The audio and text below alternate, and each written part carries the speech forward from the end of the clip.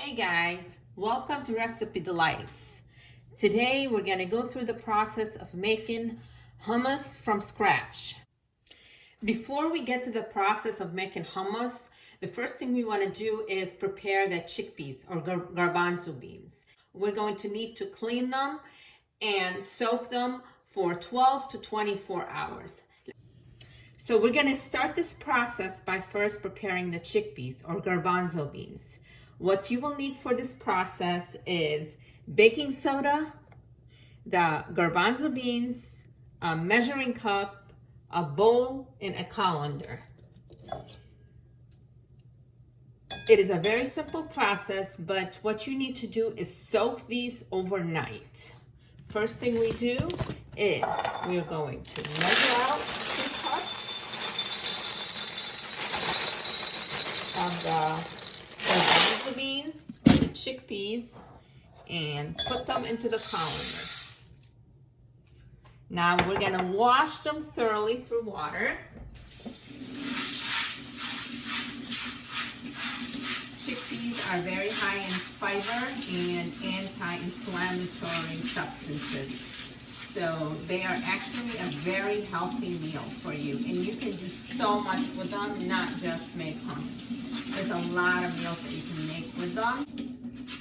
After we wash them thoroughly, I'm gonna pick out any undesirable chickpeas in here because sometimes if it's green or black in there, it will change the taste of the food in there. It will affect the taste. After I've washed them thoroughly, I am going to put them into the bowl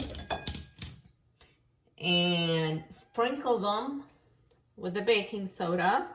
It's about a half a teaspoon of baking soda, and we're going to put about 4 cups of water in here to soak them in. They will get a lot bigger than they are right now, so you will need plenty of water in there to soak them in. You are going to soak them for 12 hours or overnight.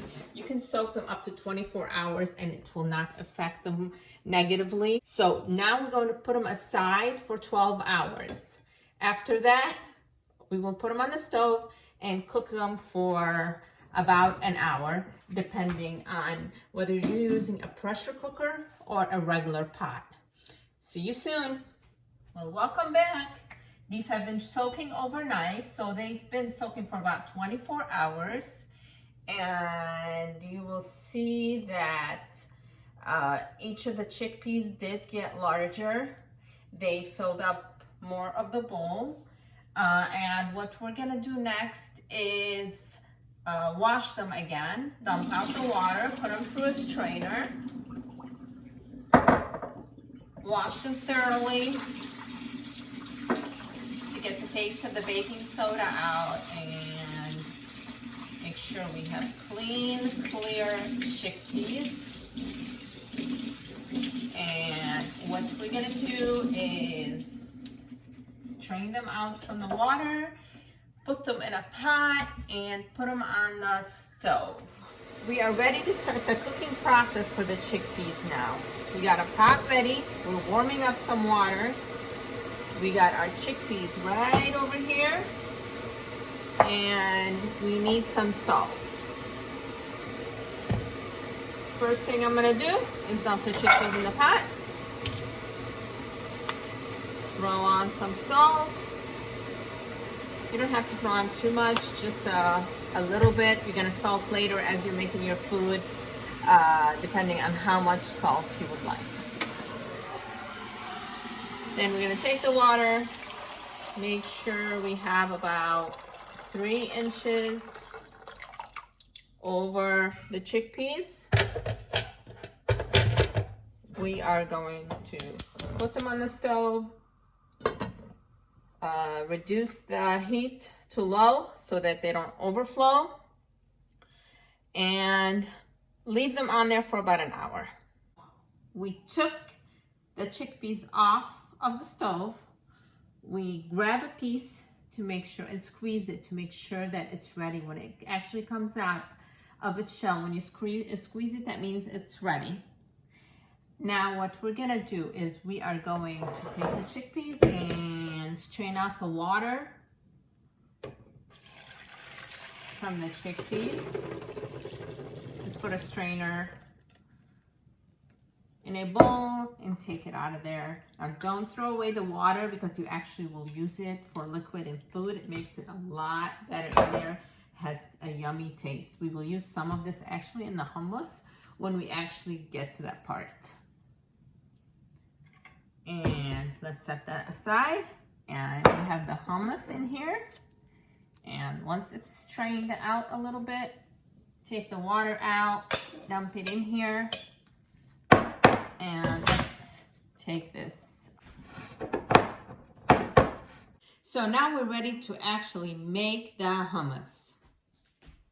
We need about half the amount, which is equals to about 1 cup raw of the chickpeas, a teaspoon of salt, about 2 teaspoons of lemon with 1 teaspoon of garlic.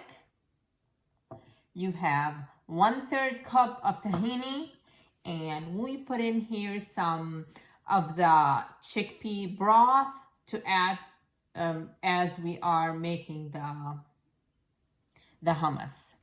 So let's head over to the mixer.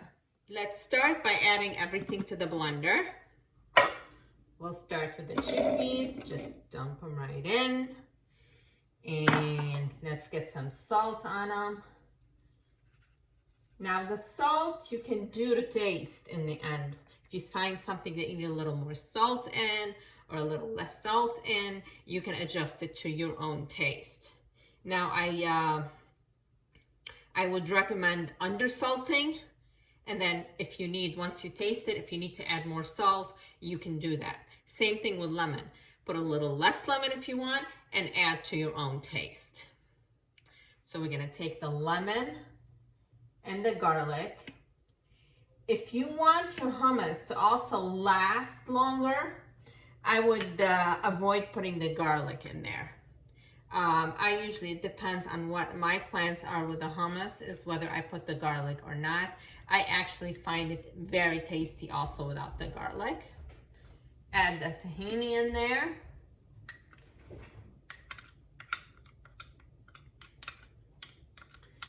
We all learned to make the stuff, kind of add a little bit of this, add a little bit of that. So in the end, that's why you need to adjust what you're making. And from the look of it, I may need, to this amount of hummus, I may need to add a little bit more garlic. Not garlic, tahini. Let's get it in there into the blending process. Pulse it a little bit first. I want to go over. Add a little bit more water as you're pulsing.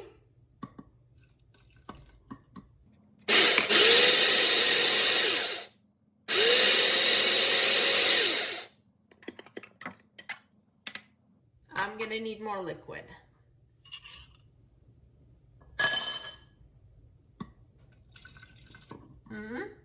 Add the liquid slowly. You will be able to see how much you need as you get used to doing this.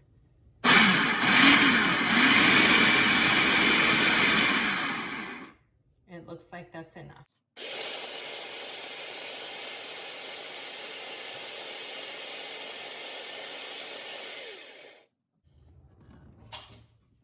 Let's open it and see where we are.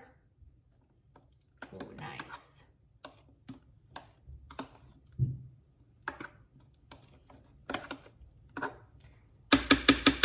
I might have added a little too much liquid, so what I'm gonna do to counter that is add a little bit more chickpeas. Be right back. Here we go. Here's a little bit more salt for my chickpeas. Here we go.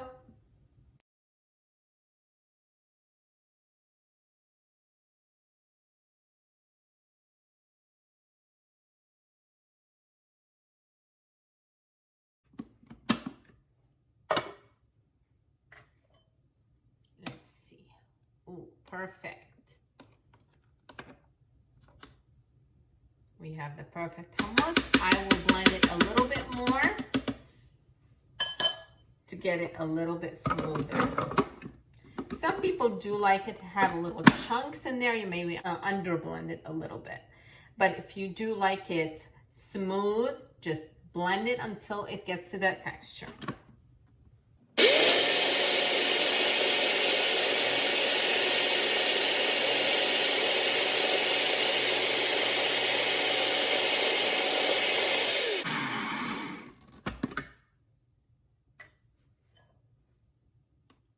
Perfection. So now we're gonna get the plate of hummus ready to serve. We're gonna put some hummus in the plate. We are gonna make it look nice and pretty. You can do an oval in the middle. It kind of gives it that crevice, so we can put some oil on it.